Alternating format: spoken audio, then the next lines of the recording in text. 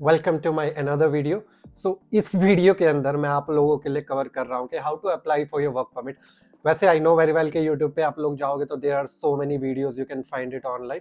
But the thing is के latest वाला मेरे को कोई मिला नहीं। जो वीडियोस थे they are like 6 to 7 months old, so मैंने जस्ट अभी अप्लाई करा है। So I was like okay, it's good to share that thing with you. So जो लोग नए लोग भी अपनी वर्क परमिट के लिए अप्लाई करेंगे, so this gonna be helpful for those people. और मेरे केस में रिजेक्शन भी था। सो इन दैट फॉर्म, जो इमिग्रेशन वाला फॉर्म हमारे को सबमिट करना होता है, there has to be mention कि तुमने पहले कनाडा में एंट्री की थी, नहीं की थी, तुम्हारा रिजेक्शन था, क्या था, you have to justify all this things. So वो मैं आज की वीडियो में कवर करूंगा। सो आज की video I am gonna try कि it has to be short and precise and more informative. So let's start.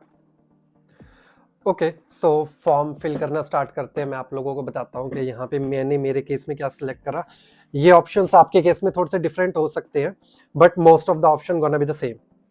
पहला वो आपसे पूछ रहे हैं कि आप किस लिए अप्लाई कर रहे हो। So I am applying for the work, so that's why selected work here.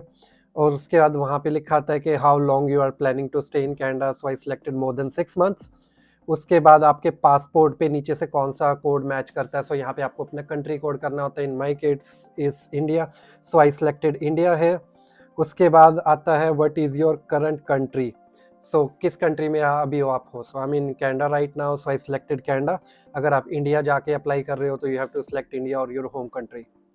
उसका do you have any family member living in Canada, in my case no. अगर आपके केस में है तो you can select yes here. Then your date of birth. उसके बाद है कि do you have any lawful permanent residency of the United State, in my case no, so I selected no here. उसके बाद वो पूछते हैं कि what is your current status, mine student, और आप लोगों का भी स्टूडेंट होगा क्योंकि आप लोग भी यहाँ पे अपने वर्क परमिट के लिए अप्लाई करोगे। So do you plan to work on campus, no, college ख़त्म, नो इन कैंपस। उसके बाद वो पूछते हैं कि जो आपका पोस्ट ग्रेजुएशन सेकेंडरी इंस्टीट्यूशन है and you want to work off campus 20 hours, हम वर्क परमिट के लिए अप्लाई कर रहे हैं तो हमारे लिए एप्लीकेबल नहीं होगा, so we gonna select no here. उसके बाद वो पूछते हैं कि have you recently graduated from post graduation college, so in my case yes I graduated, so I selected yes here. और मिनिमम जो लेंथ है it has to be 8 months। उसके बाद वो पूछते हैं कि जो आपका वर्क है क्या वो असेंशियल पार्ट है आपकी स्टडी का, in my case no, so I selected no here. उसके बाद बोलते हैं कि have you ever been told by any immigration, refugee, citizenship Canada office that you approved in the principle for the permanent residency in Canada, so I selected no here. उसके बाद वो पूछते हैं कि have you ever submitted your permanent residency application in Canada, अभी तक मैंने नहीं करी है, so I selected no। अगर आपने इससे पहले कभी एक्सप्रेस एंट्री में फाइल डाली है तो you can select yes। Do you have any written job offer, in my case no, so I selected no here। उसके बाद वो पूछते हैं कि do you have a valid transcript and completion letter with you. Definitely अगर मैं अपनी work permit के लिए अप्लाई करने जा रहा हूँ तो I have to select yes, so I selected yes here. उसके बाद basic question, your status, married, then single. उसके बाद वो पूछते हैं कि what is your province territory of destination. जब आप लोग कनाडा में आए थे तो आपकी डेस्टिनेशन कौन सी थी, तो मेरी ब्रिटिश कोलंबिया थी, मैंने अभी तक चेंज नहीं करी, so in my case it is British Columbia only, so I selected British Columbia है। उसके बाद वो पूछते हैं कि uh medical exam indeed for your submit your application for foreign national who, these are the option, in my case it's not applicable, so I selected no.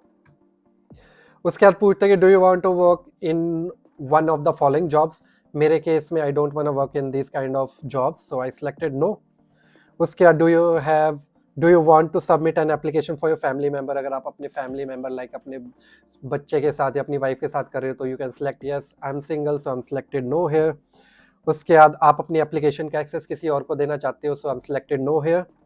उसके बाद in last 10 year आपने अपना बायोमेट्रिक और अपनी passport photo submit करी है। 2 साल पहले आया हूँ, सो मैंने अपना बायोमेट्रिक एंड फिंगरप्रिंट वगैरह सारा कुछ दिया था, आई सिलेक्टेड यस हियर। उसके बाद फिर you will you be paying your fees और व्हाट हैपन बुबू, सॉरी, अटेंशन चाहिए होती है। You want treats, okay. So उसके बाद हमारे पास आता है कि हमने दिया हुआ है, उसके बाद वो हमारे से पूछते हैं कि for this you need to pay a fee, and मैंने सेलेक्ट किया yes I will be paying my fee. उसके बाद आता है are you able to make a digital copy of your document scan और कैमरा, मैंने किया हुआ है, so I selected yes here. And will you be paying application fee online, and yes I am paying my fee application online. So ये सारे questions थे जो हमारे को स्टार्टिंग में पूछते हैं, तो इनके मैंने जो मेरे अकॉर्डिंग आंसर्स बनते थे वो मैंने यहाँ पे सिलेक्ट कर लिया। आप अपने अकॉर्डिंग इसको देख लेना अगर हमारा केस सेम है, so you can select the same options. ये सारे क्वेश्चंस आपको स्टार्टिंग में फिल करने होते हैं। उसके बाद अब चलते हैं इमिग्रेशन फॉर्म पे जो आपको सिलेक्ट करना है। उसके बाद हमारे को ये इमिग्रेशन का 5710 फॉर्म भरना होता है हमारी एप्लीकेशन के साथ अपलोड करने के लिए। तो इसके अंदर हमारे को बेसिक बेसिक चीज़ें भरनी होती हैं, सो हम जल्दी जल्दी गो थ्रू करेंगे। आप लोग जब भी चाहो इस वीडियो को पॉज कर सकते हो। So first of all UCI हमारे को नंबर यहाँ पे फिल करना है। सो ये आपके स्टडी परमिट लेटर पे होगा, you can easily find it from there. उसके बाद लैंग्वेज आपने सेलेक्ट करनी है कि किस लैंग्वेज में आपने ये फॉर्म फिल करना है। उसके बाद किस चीज़ के लिए अप्लाई कर रहे हो, apply for the work permit for first time. उसके बाद योर नेम, उसके बाद your basic detail from your passport के आपका मेल फीमेल यहाँ पे आपने सेक्स फिल करना है, डेट ऑफ बर्थ, उसके बाद प्लेस ऑफ बर्थ जहाँ पे आपका प्लेस ऑफ बर्थ है जो आपके पासपोर्ट में मेंशन है, कंट्री, उसके बाद फिर your current territory of residence, आप अभी कहाँ पे रह रहे हो। मैं कनाडा में रह रहा हूँ, मेरा करंट स्टेटस स्टूडेंट है, और मेरा जो पासपोर्ट वैलिड है, जो मेरा मतलब मेरा स्टडी परमिट वैलिड है, उसकी डेट यहाँ पे आपने मेंशन करनी है।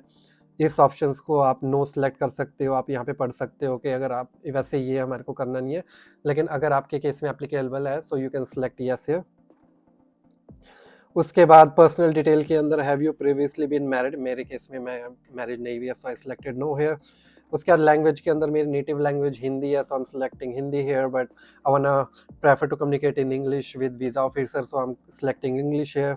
उसके बाद पासपोर्ट की डिटेल आपने यहाँ पे फिल करनी है। उसके बाद नेशनैलिटी डॉक्यूमेंट, सो नेशनैलिटी डॉक्यूमेंट के अंदर मैंने अपना पासपोर्ट ही सिलेक्ट किया है क्योंकि they both are my nationality documents. उसके बाद USPR कार्ड मेरे पास नहीं है, so I selected no here. उसके बाद कॉन्टैक्ट इन्फो में you have to fill your address here, जहाँ पे आप करंटली रह रहे हो, कि अगर आपको इमिग्रेशन की तरफ से कोई लेटर आता है या कोई भी डॉक्यूमेंट आता है तो इस एड्रेस पे शिप होएगा। उसके बाद रेजिडेंस एड्रेस अगर सेम है तो यू कैन सेलेक्ट यस, अगर डिफरेंट है तो you can fill it again. उसके बाद आपका टेलीफोन नंबर, कि अगर उनको आपको कांटेक्ट करना है कॉल करके, so it is very important. उसके बाद योर मेल एड्रेस। उसके बाद कमिंग इनटू कनाडा, सो आप कब कनाडा में आए थे, यहाँ पे आपको डेट और यहाँ पे लोकेशन डालनी है। उसके बाद यहाँ पे आपको फाइल नंबर डालना है, फाइल नंबर आपको मिल जाएगा इजीली, ये आपके स्टडी परमिट के टॉप राइट पे मेंशन होता है, आप वहाँ से इसको इजीली गेट कर सकते हो। सो यहाँ पे आपको डिटेल डालनी है कि आप किस लिए अप्लाई कर रहे हो, किस लिए फॉर्म सबमिट कर रहे हो। सो हम सबमिट कर रहे हैं पोस्ट ग्रेजुएशन वर्क परमिट के लिए, तो यहाँ पे और भी ऑप्शंस है but we have to select post graduation work permit. उसके बाद हम नीचे आ जाते हैं, लीव दिस ऑप्शंस ब्लैंक।